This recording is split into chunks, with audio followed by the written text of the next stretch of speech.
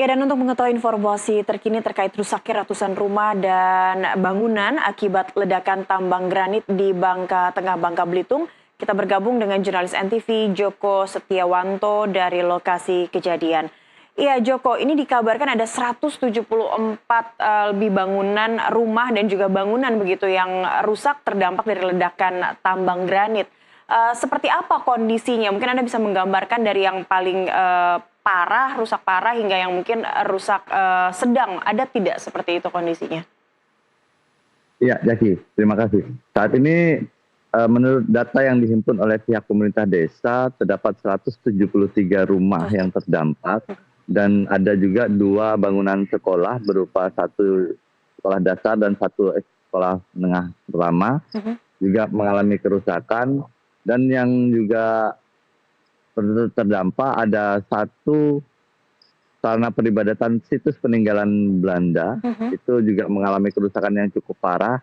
Kerusakan rata-rata yang dialami berupa tembok retak, mayoritas yang dialami warga di sini, dan juga plafon-plafon jebol, kaca-kaca pecah. Memang tidak ada rumah yang sampai hancur, artinya kerusakan masih menengah lah, belum sampai ke rusak parah, demikian.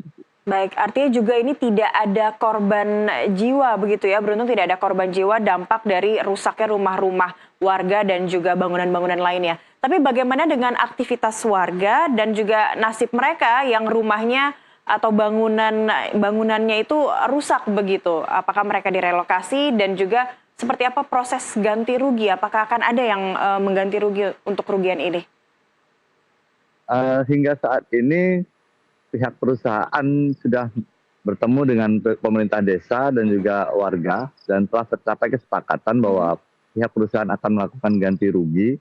Namun itu baru sebatas pendataan dan pengecekan langsung oleh pihak perusahaan ke semua lokasi yang mengalami kerusakan.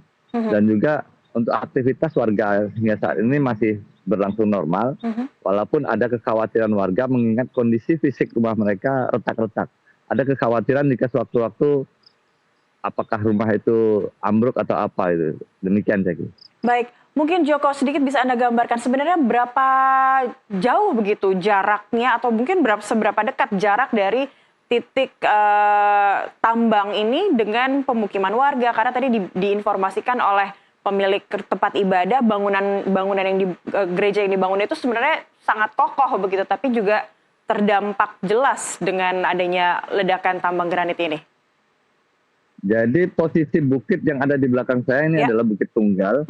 Itu memang berada di tengah-tengah pemukiman, dan jarak antara bukit ini dengan Puri Sadana yang merupakan situs keagamaan peninggalan Belanda itu hanya beberapa ratus meter.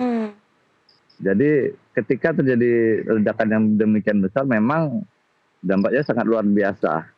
Bahkan perlu saya informasikan bahwa perusahaan yang sekarang bekerja merupakan perusahaan kedua. Setelah sebelumnya juga pernah mengalami insiden serupa beberapa tahun yang lalu, kemudian sempat ditutup dan berhenti total beraktivitas. Namun beberapa tahun belakangan ini muncul lagi perusahaan baru yang beroperasi di lokasi yang sama. Demikian.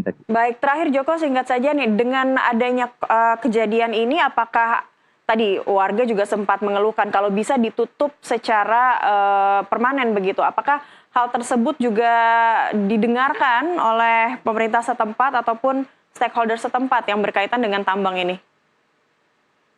Belum ada keputusan final terkait opsi penutupan tambang, walaupun itu menjadi tuntutan mutlak dari warga. Namun kalau untuk opsi relokasi sendiri sepertinya tidak memungkinkan, karena warga pasti akan menolak, apalagi lokasi ini juga tidak terlalu jauh dari pusat kota. Jadi kemungkinan ya desakan untuk penutupan itu sangat tinggi. Walaupun belum mendapat respon yang pasti, demikian. Baik, terima kasih Joko Setiawanto telah melaporkan langsung dari Bangka Tengah, Bangka Belitung. Selamat bertugas kembali.